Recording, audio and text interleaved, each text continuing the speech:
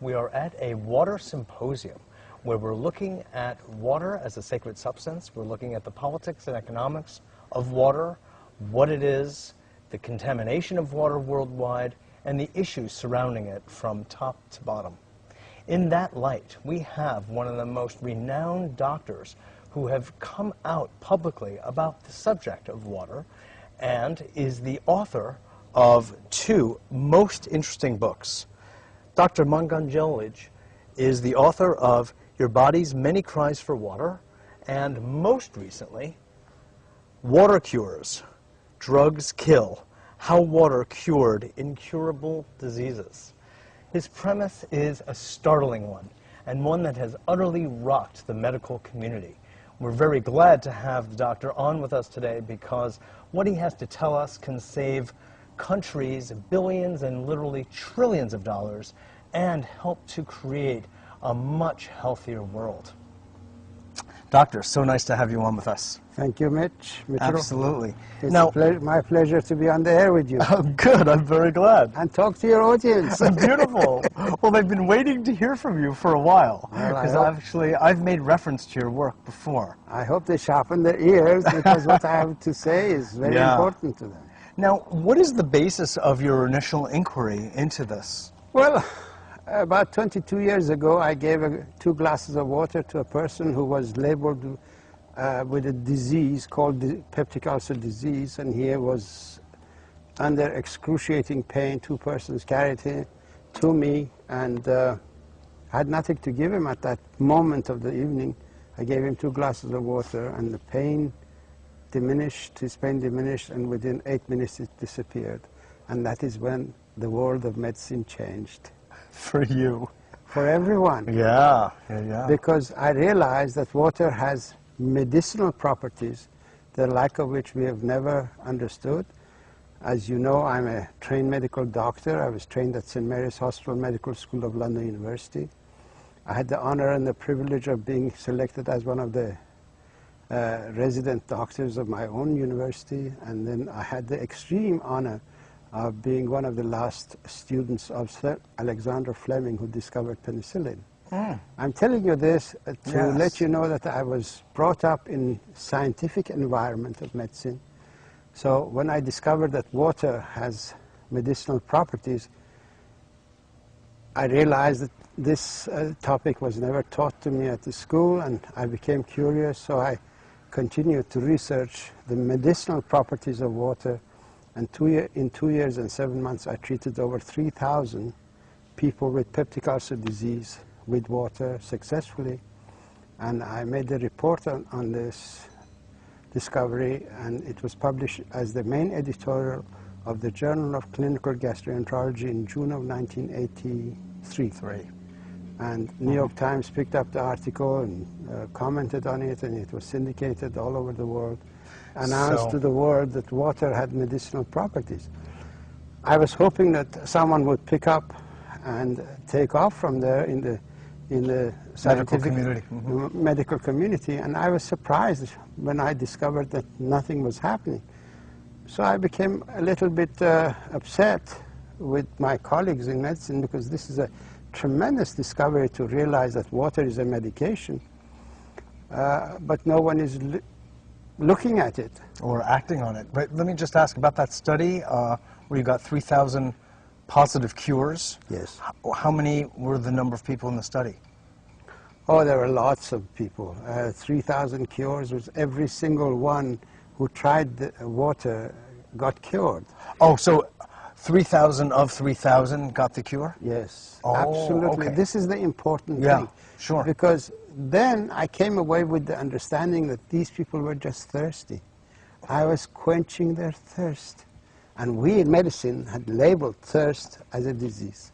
So this was the challenge before me. Oh, thirst is considered a disease?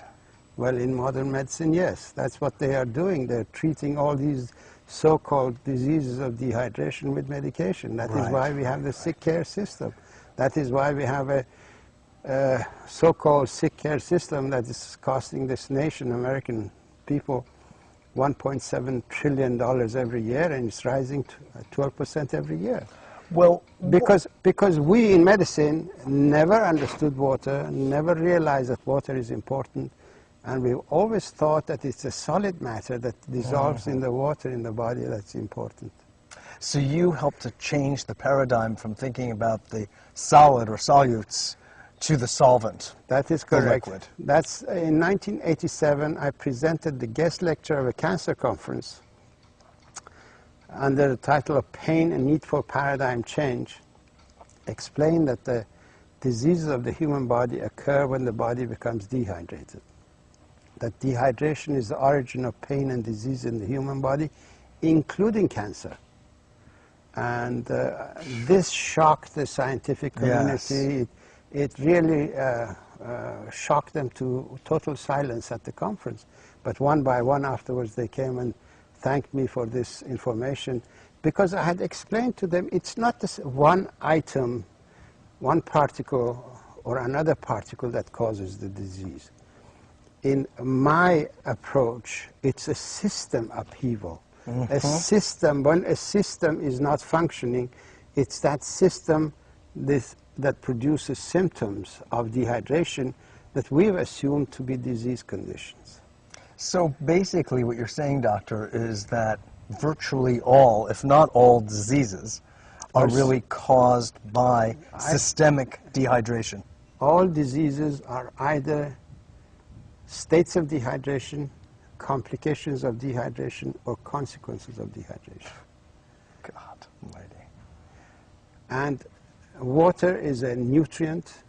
It is the deficiency of this nutrient in the body that causes the health problems. Depending on where this nutrient is missing in the physiological arena of the body, that area begins to manifest the symptoms of that deficiency. And we have labeled these symptoms of deficiency as diseases. The human body manifests dehydration in 4 different ways. Perceptive feelings. When you're tired, you haven't done a good day's work, it means that you're short of water, because water is the main source of energy to all living things. It is water that energizes all physiological functions. When you break down meat, a chunk of meat, unless water is there to break it down, that meat is absolutely useless. It has absolutely no energy for your body. It is only when it's hydrolyzed, broken down by water, that the energy of meat comes out. But it's actually mostly the energy of water that is given to the meat.